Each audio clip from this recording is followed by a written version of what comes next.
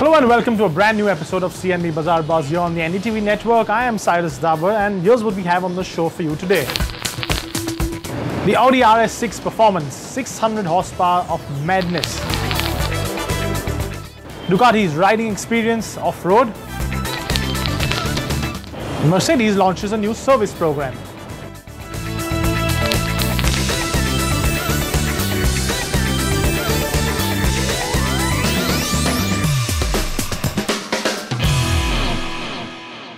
So let's get straight into that main story for the week, the Audi RS6 Performance. Now, we've had the RS6 for 3 years in India.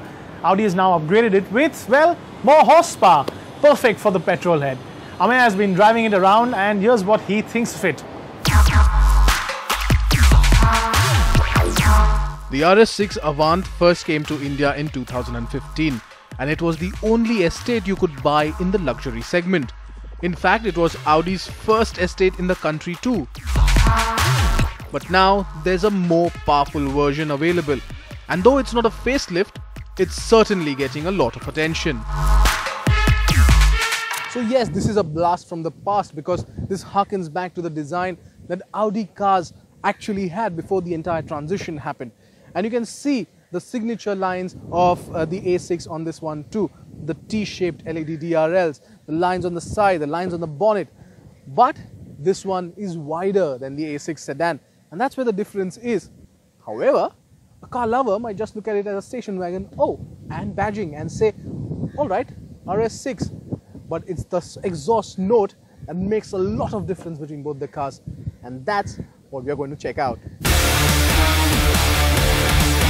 The RS6 is a car that would not demand a second glance. And while the people acknowledge its presence, there are rarely those who understand what a beast it is. One only recognizes its worth when the sports exhaust starts to sing.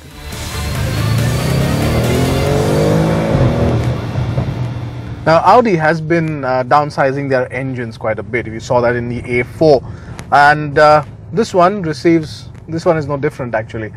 From a 5-litre V10, Audi has come down to a 4-litre V8, but the horsepower is what hasn't been compromised on. 597 of them, and you know that just speaks volumes about how well the car has been provided with power. To begin with, well, 0 to 100 kilometers per hour is done in just 3.7 seconds. To put that into perspective, it's faster than the Ferrari F50, the Lexus LFA, and even the Pagani Zonda C12S. And that speaks volume about what Audi is doing with this car. The turbos are located in the engine's hot V to minimize lag by creating the shortest possible path for exiting gases from the exhaust to turbo to inlet. The torque is a massive 750 Newton meters, and that kicks in from as low as 2500 RPM. But it's that beauty of a transmission that makes sense of it all. That 8-speed TIP-TRONIC gearbox is absolutely sensational. It's just power, and it just keeps piling on. You don't want that power to go, and it doesn't. It never disappoints. And you can just push the car. What is also important to note is that when you push this gear lever down by 1 millimeter probably, the entire sequence of the car changes. The car becomes a bit more aggressive, and then there's a beautiful soundtrack which pops and crackles, and you never want to get out of it. And that's what you want to do all day. It's a flick of the wrist, and well, the entire nature of the car changes. Yeah, and I haven't put my foot down yet, but that's how quick it is to respond, and that's how amazing it is to drive and to listen to. It also has the Audi Drive Select system, which adjusts transmission, engine, steering, suspension and throttle calibrations to offer comfort, dynamic and a configurable individual setting. The ride quality in comfort mode is exceptional despite the 21-inch wheels. At around town speeds, the Audi pulls in its horns and assumes a perfectly civilized personality. But the pops and the crackles attract a lot of attention, and you can even hear the exhaust note inside the cabin, though it is very well insulated. And might I say, it's a familiar sight too. So the cabin is not exactly, well, new gen, because we've seen a lot of stuff on the new cars, even right from the A4 to now the upcoming A8. So there's no virtual cockpit in here, and there's no Apple CarPlay or Android Auto. However, these seats are super comfortable. They are extremely snug and very good thigh support, and you love that driver oriented cockpit, which is immensely engaging. So all in all, not new, but still has that bit of factor still in the car. The emergence of an 8-inch retractable MMI multimedia screen adds a touch of theatre on startup, and the racy carbon fiber trim pieces bring extra drama to the dashboard, center console, and even the door tops. The wagon body type also ensures there's more space at the rear, and that's why this one is very practical too. With the rear seat upright, there's 565 liters of storage space on offer. Fold the 60-40 split folding backrest down, and that figure increases to no less than 1680 liters. So it's practical, capable, and supercar fast. It's comfortable, and though takes a lot of space in the parking lot, can be used as a day-to-day family car. It's 30 lakh rupees more expensive than the standard RS6 Avant. So, at 1,65 lakh rupees, it's not exactly cheap, but the thrills it has to offer are huge.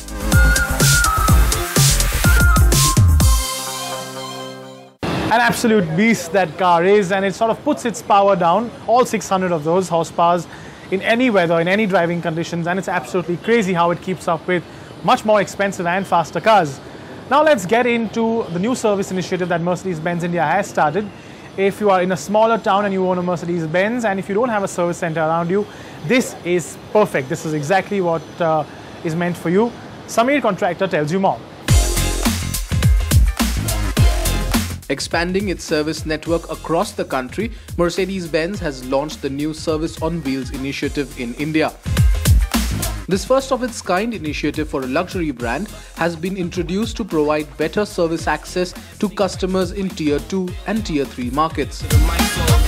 Whereas we have the normal outlets, 2S, 3S, that cater to customers' needs, we have now established in smaller cities above 500 owners that live in that city, small so-called mini satellites. Right. We're now going even one step further and say we bring the workshop to our customers in cities that are basically defined with 150 to 250 owners. And that is certainly something that we want to try out and see how do customers react to that. The mobile service truck has been specifically designed for cities where the automaker does not have any presence. This ensures that a car owner will not have to travel several kilometers to the next available center to have their vehicle serviced. Well, the Tier 2 and Tier 3 markets is supposed to be the next big thing for luxury car manufacturers in India, and Mercedes-Benz wants to tap into that market, not just with sales, but with service as well. And this one will go to such markets like Amritsar, where we are right now, or Jalandhar, Valsad, Kutch, and these markets will have customers that will bring their cars and service in here. The Mercedes-Benz Service on Wheels truck is based on the BHARAT-Benz 4023 40-ton tractor trailer. The trucks are equipped with all the necessary tools needed to carry out a comprehensive service and can also address basic repairs. The truck comes with a fully functional service area, lounge section, and even office space. It has all the special tools, the equipment, the diagnostic equipment. It's completely Wi-Fi enabled and it's state of the art. So that's why we have to invest on such a big truck so that there is no compromise on customer experience, even if he comes from Hoshiarpur, Amritsar, or even any other small city in India. There will be 2 trucks deployed across the country as part of the first phase, and the cost of each truck is around 1.5 crore rupees. The first truck will cater to the north and east regions, while the second truck will ply in the south, west and central regions.